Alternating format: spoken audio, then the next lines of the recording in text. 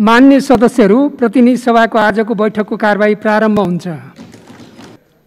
यसपछि समय माग गर्नुभएको छ। मान्य श्री सरिता गिरी, समय 3 मिनट।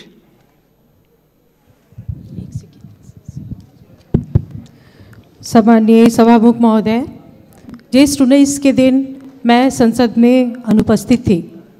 मेरी अनुपस्थिति में वहाँ पे हमारे इस संसद के एक माननीय जी ने जो मंतव्य दिया उसको घृणा का मंतव्य कहा जाता है, अंग्रेजी में उसको हेट स्पीच कहा जाता है सभामुख महोदय, क्योंकि उन्होंने रगत उमलने की बात कही।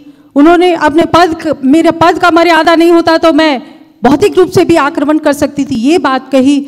और भारतीय चेली नेपाल के संसद में आके दादागिरी करती है, ऐसी बात कही है। सभामुख महोदय, मैं वैसी भाषा प्रयोग नहीं करूंगी, मैं प्रेम से अपनी बात कहूंगी सभामुख महोदय। और मैं बहुत प्रेम और सद्भाव और आग्रह के साथ ये कहना चाहती हूँ कि इस मंतव्य को रिकॉर्ड किया जाए और नेपाल के कानून के अनुसार यह हेट स्पीच कानूनी कार्रवाई के लिए पर्याप्त होता है। और मैं सरकार का ध्यान आकर्षण कराती हूँ, गृह मंत्रालय का ध्यान आकर्षण कराती हूँ कि इसको रिकॉर्ड में लेके और कानूनी प्रक्रिया को आगे बढ़ाया जाए। मैं दूसरी बात कहती हूँ सभामुख महोदय कि पूरे संसद पे की मर्यादा पे और उसके सार्वभौम सत्ता पे आक्रमण हुआ है, इसलिए ऐसे हेट स्पीच को संसद के रिकॉर्ड से हटाया जाए। जब तक ये संसद का रिकॉर्ड पे बना रहेगा, इस देश में विभाजन की दरार वहीं से शुरू होगी। क्योंकि यहाँ पर अगर ये संसद के सार्वभौम सत्ता पे, संसद में ही जासूस कहने की बात की जाती है, संसद में दादागिरी चलाने की बात की जाती है, सभामुख महोदय, ये सिर्फ किसी माननीय पे नहीं, ये पूरे संसद पे आक्रमण है।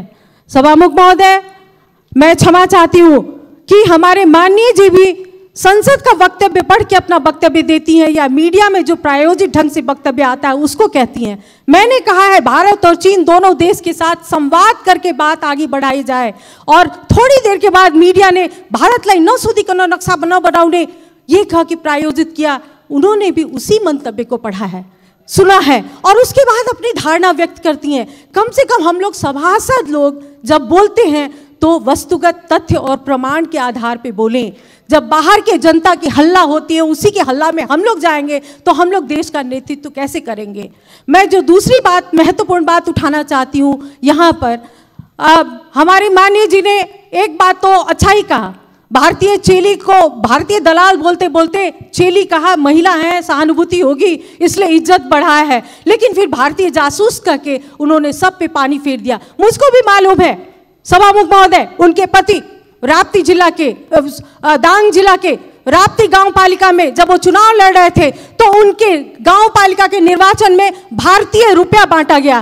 बाद में जब गांव वालों ने पकड़ा कि नहीं ये भारतीय रुपया तो उत्तर की छिमेकी चीन की तरफ से बांटा गया है, तो कहीं इस संसद में बिना किसी बड़ी शक्ति के आरोप के बिना उनको कैसे हिम्मत हुई, कहीं हमारे उत्तरी छिमेकी चीन के इशारे पे तो उन्होंने एक भारतीय चेली पे आरोप नहीं लगाया है। भारतीय चेली ऐसे नहीं आई है सभामुख महोदय, नेपाल के कानून के अनुसार आई। और मैं एक बार और कहती हूँ, मैं नेकपा पार्टी के संसदीय दल के नेता और नेकपा पार्टी के अध्यक्ष और नेतागण से कहती हूँ, मैं महत्वपूर्ण बात कहने जा रही हूँ सभामुख महोदय। इतिहास की जानकारी नहीं है तो इतिहास की जानकारी हमसे ले, अपने नेताओं और कार्यकर्ताओं को ठीक से प्रशिक्षित करें।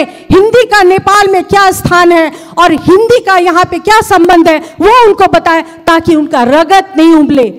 रगत, बुद्ध के संतान का रगत नहीं उमलना चाहिए सभामुख महोदय। और रगत तो बहुत का उमलता है, जब मधेसी को भारतीय और भारतीय को मधेसी बनाया जाता है तो बहुत लोगों का खून उबलता है, लेकिन हम लोग ऐसे ही चांदी के चम्मच में हम लोगों को किसी ने सभासद का सदस्य नहीं दिया है। जनता के बीच में संघर्ष करते करते करते हम लोग आए। और अंत में एक बात और मैं कहूंगी, नागरिकता के विषय में उन्होंने कहा है कि हम लोग क्यों राष्ट्रपति होंगे, हम लोग समय सकिसकेको छ। मैं एकदम खत्म कर रही हूँ, महत्वपूर्ण बात है। तो मैं भी ये चुनौती देती हूँ, मैं चुनौती देती हूँ कि 2072 साल का संविधान बनाने वक्त में जब मधेसी सड़क पे थे तो उन्होंने आर्टिकल 279 लाके हमारे हाथ और पैर में जंजीर बांधी है। जंजीर जब तक रहेगी तो हमारा संघर्ष रहेगा, और हिम्मत है तो वो जंजीर को हटाइए और तब हम साथ मिलकर नेपाल बनाएंगे, नहीं तो ये बात तो चलती रहेगी। सभामुख महोदय, मैं फिर से कहती हूँ कि इसको सभामुख महोदय रिकॉर्ड से हटाया जाए। मैं ये मांग करती हूँ जब तक इसके बारे में ये घृणा का स्पीच इसको रिकॉर्ड से नहीं हटाया जाएगा, मैं क्षमा चाहती हूँ। हम लोग संसद को ठीक से सुचारू रूप से आगे बढ़ने में देने में असमर्थ हैं। सभामुख महोदय।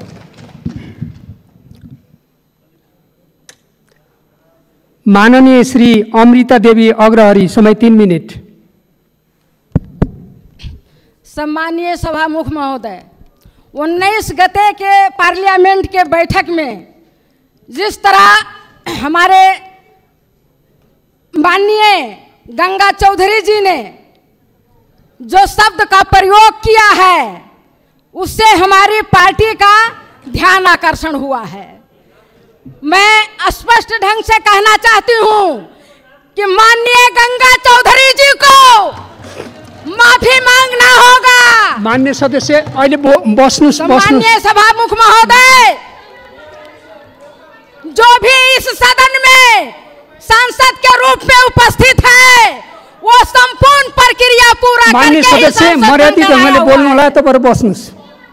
इसलिए मैं आपसे स्पष्ट रूप में कहना चाहती हूँ कि ये सदन जो है ये खून खौलाने वाला जगह नहीं है। स्तरीय भाषा में बोल्नु होला, विषयमा केन्द्रित गरेर बोल्नु होला।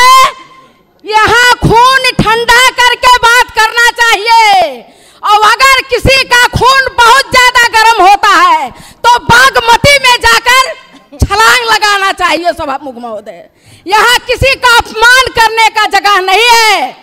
सम्मानीय सभामुख महोदय, मैं स्पष्ट ढंग से कहना चाहती हूँ कि जिस तरीके से हम लोगों के साथ भेदभाव होता आया है, किसी भी बात का एक सीमा होता है, सीमा से बढ़ करके आवाज उठाया जा रहा, अपमान किया जा रहा है। हिंदी में जो बोलता है, हिंदी शब्द का प्रयोग उन्होंने कहा है। सम्मानीय सभामुख महोदय, आपके कार्य व्यवस्था के तहत शुरू में हम लोगों ने जब शपथ ग्रहण लिया था उस समय पूछा गया था कि आप किस भाषा में शपथ ग्रहण लेंगे। हम लोगों ने अपना अपना उद्देश्य के तहत, जिसमें हमको सरलता होती है, हिंदी में भी जिसको जो अपना सहज होता था उस अनुसार हम लोगों ने लिखित दिया था, और हिंदी में हम लोग बोलने के लिए शपथ ग्रहण लिया। और हिंदी में बोलने के लिए इस तरीके से हमारे ऊपर जो है छीटाकशी होता है, अपमान होता है। हम ये कहना चाहते हैं सभामुख महोदय कि हिंदी बोलने से कोई हिंदुस्तानी नहीं होता, अंग्रेजी बोलने से कोई ब्रिटिश का नागरिक नहीं होता। जिस भाषा को जिसको सरलता होती है उसी भाषा का प्रयोग किया जाता है सभामुख महोदय। इसलिए मैं आप लोगों से कहना चाहती हूँ, इस सदन से कहना चाहती हूँ, अगर इस देश में कोई सच्चा राष्ट्रवादी है तो वो मदेशिया है, क्योंकि मदेश ही देश के चारों तरफ, 3 तरफ मदेशी का बसोबास है, जहाँ पे आज तक 1 इंच भी जगह मदेशियों के रखवाली के तहत किसी में हिम्मत नहीं हुआ। समय सकियो टुंग्याउनु जो आकर के आक्रमण कर सके। लेकिन आज जो सीमा को लेकर बात उठ रही है सभामुख महोदय, बहुत महत्वपूर्ण बात है। कागज के टुकड़ा में, कागज का जो नक्शा है उसमें कोर देने से हमारे नेपाल का जगह फिरता आने वाला नहीं है।